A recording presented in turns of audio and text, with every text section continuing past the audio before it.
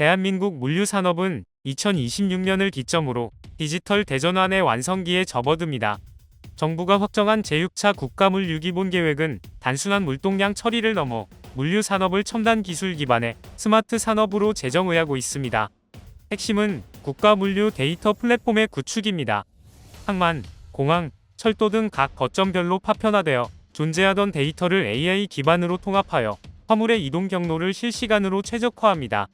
이는 물류 정체를 사전에 예측하고 처리 속도를 비약적으로 높여 기업의 물류비를 절감하는 효과를 가져옵니다. 또한 인구 감소로 인한 노동력 부족 문제를 해결하기 위해 지하 물류 터널 시범 사업과 자율주행 화물차 전용차로 도입 등 차세대 운송수단의 상용화를 위한 법적 기반이 마련되었습니다. 2022년 일몰제로 폐지되었던 화물 자동차 안전운임제가 2026년 1월부터 다시 시행됩니다.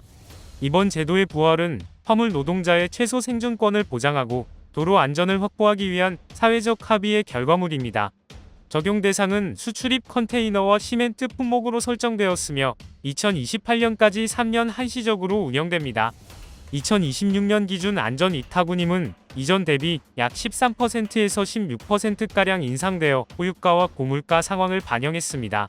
특히 화주의 부담을 고려하여 유가 연동성을 대폭 강화한 산정 방식을 도입, 유가 변동 리스크를 시장 참여자들이 합리적으로 분담하도록 했습니다.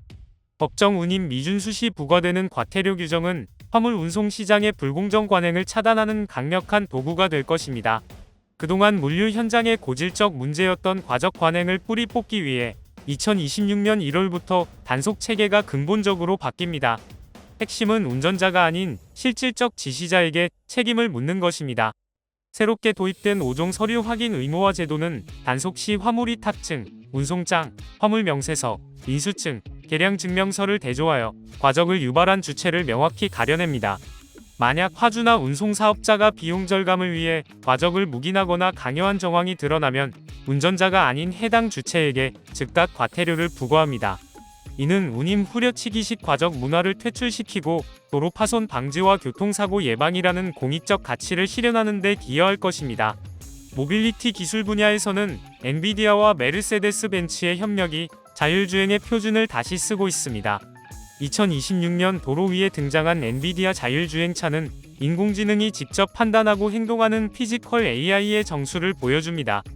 차세대 AI 모델인 알파마요 스택은 단순히 센서 데이터를 처리하는 수준을 넘어 인간처럼 상황을 논리적으로 추론합니다. 주변의 돌발 상황에 대해 왜 이런 운전 결정을 내렸는지를 언어로 설명할 수 있는 수준까지 진화했습니다. 안전성을 담보하기 위해 규칙 기반의 클래식 AV 스택이 동시에 구동되는 이중 감시 체계를 갖췄습니다. 신형 벤츠 CLA를 시작으로 이 기술은 전 세계 모빌리티 시장의 판도를 흔들 것으로 예상됩니다. 2026년은 수소 모빌리티가 실질적인 보급 확산기에 접어드는 5년입니다. 정부는 총 5,762억 원의 예산을 투입하여 수소차 생태계의 체질을 개선합니다. 특히 대중교통의 수소화가 핵심입니다. 수소버스 1,800대 보급을 목표로 보상버스 대당 최대 2억 6천만 원의 보조금을 지원합니다. 또한 충전소 설치가 어려운 도심 지역의 한계를 극복하기 위해 이동식 수소 충전소 시범 사업을 본격화합니다. 차량 한 대가 승용차 약 50대를 완충할 수 있는 용량을 갖춰 장소 제약 없이 충전을 지원합니다. 이는 2030년까지 전국 660기 이상의 충전 인프라를 확보하려는 정부 로드맵의 핵심적인 발판이 될 것입니다. 배달 시장의 급성장에 따른 사회적 비용을 줄이기 위해 배달 라이더에 대한 국가적 관리 체계가 강화됩니다. 6월부터 시행되는 생활물류법 개정안에 따라 배달 라이더의 유상운송보험 가입이 전면 의무화됩니다. 보험 미가입 라이더에게 배차하는 플랫폼 업체에 행정처분을 내려 무보험 주행을 원천 차단합니다. 12월부터는 신규 라이더에 대한 교통안전교육 이수 의무화가 시행되며 30년 만에 바뀌는 이륜차 전국 단위 번호판 도입으로 시인성을 높였습니다. 이러한 조치들은 라이더의 생존권을 보호하는 동시에 도로 위 시민들의 안전을 확보하는 이중의 효과를 거둘 것으로 기대됩니다.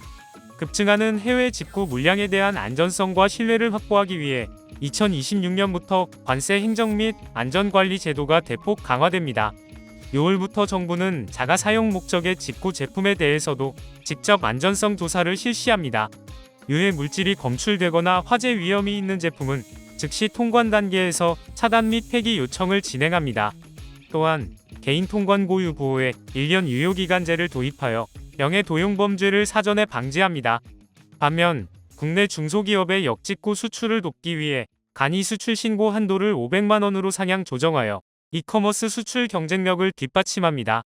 구독과 좋아요 그리고 알림 설정하셔서 매주 자동차에 대한 다양한 설명 들어보시고 설명 영상뿐만 아니라 화물차 계약 영상, 매매 영상 다양하게 있으며 디젤 트럭 어플을 통해 화물차 영업용 번호판 최고가 견적 실시간으로 받을 수 있으니 많은 관심 부탁드립니다. 감사합니다.